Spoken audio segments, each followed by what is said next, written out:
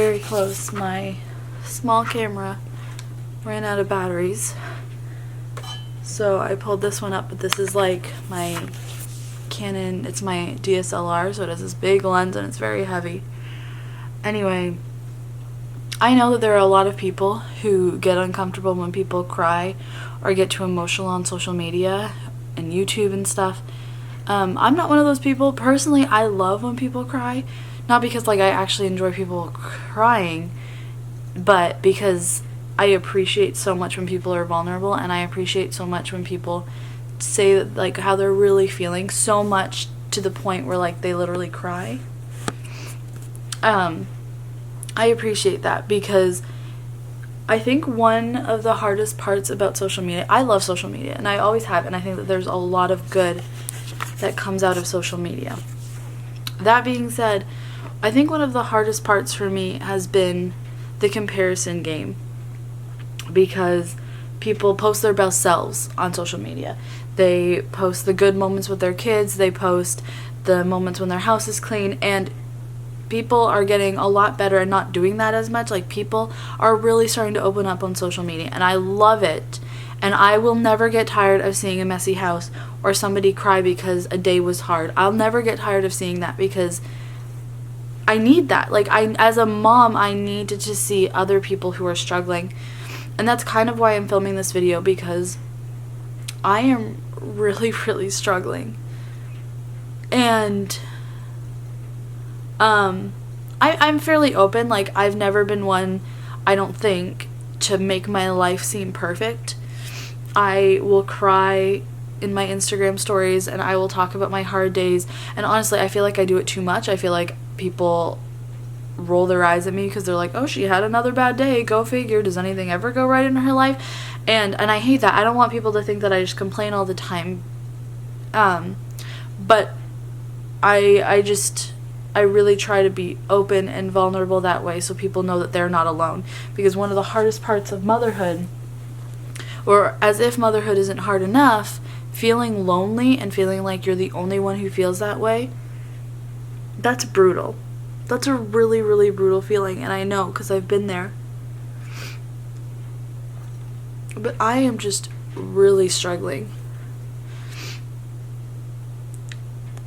You know, I think I've talked pretty openly about Jackson, and I've talked pretty openly about how I don't like, you know, I've cried talking about, you know, Jackson's future. I've cried talking about, you know, the evaluations and how I don't like the evaluations. I've cried because I talk about how I want to help my kid. But I don't know if I've ever just sat down and cried and talked about the fact that, like, having a kid with any sort of disability or delay is really, really, really hard. You know, I don't think that I have a lot of unrealistic expectations for my life. I don't need some huge, even 3,000 square foot house. I don't need to have a whole bunch of money. I don't need 2 kids who get along perfectly. But I'd really, really like to talk to my 3-year-old. And I'd really like to know how his day at school went. And I'd really like to know why he's frustrated about something. I'd really like to know if his stomach hurts. I'd really like to know if he's sad about something, like in real life, or if he's just sad because I wouldn't let him go outside.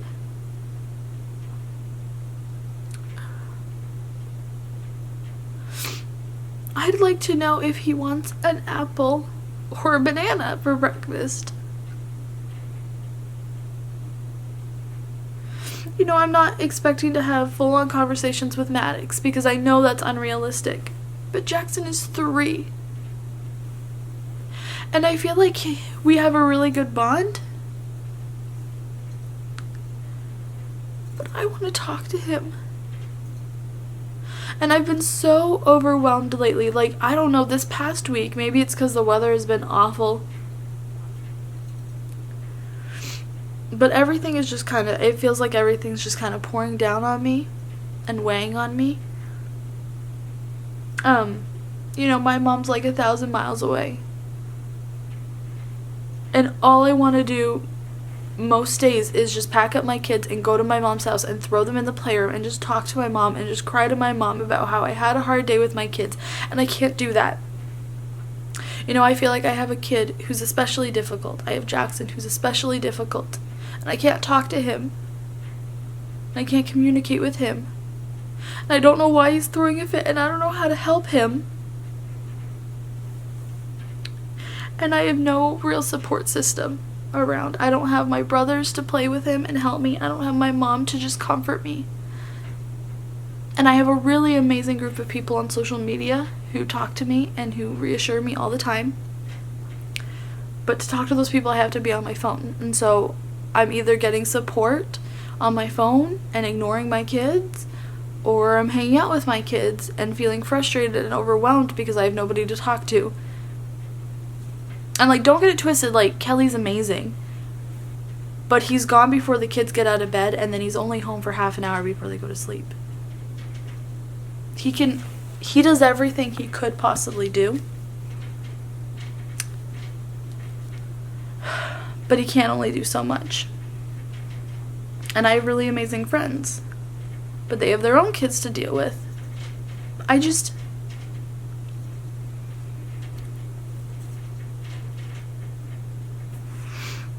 It's really, really hard.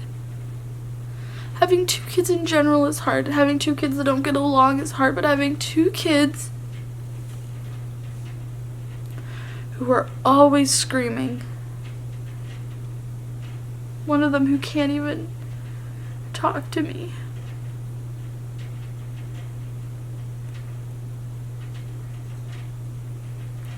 I'm not even going to apologize for crying or talking about this because I really wanted to vent.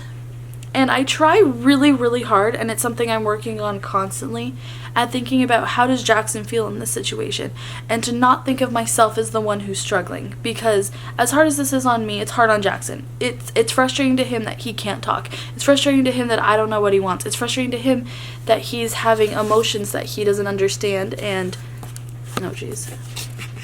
getting overwhelmed by things and doesn't know how to fix it. Like, he is struggling. And I try really hard to put that into perspective, that I'm not the focus. But man, like, it's hard. It's hard to be a mom of a kid who you can't talk to. It's hard to be a mom of a kid who needs a certain amount of stimulation, and then you have to stop, because if you give him too much, he'll freak out. But if you give him too little, then he'll kick and he'll scratch and he'll do other things to try and get it. You have to find just that exact perfect spot.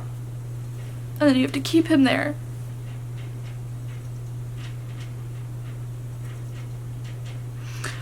I really miss my family. I really want to talk to my kid. I really want Maddox to stop teething. I really want a playroom.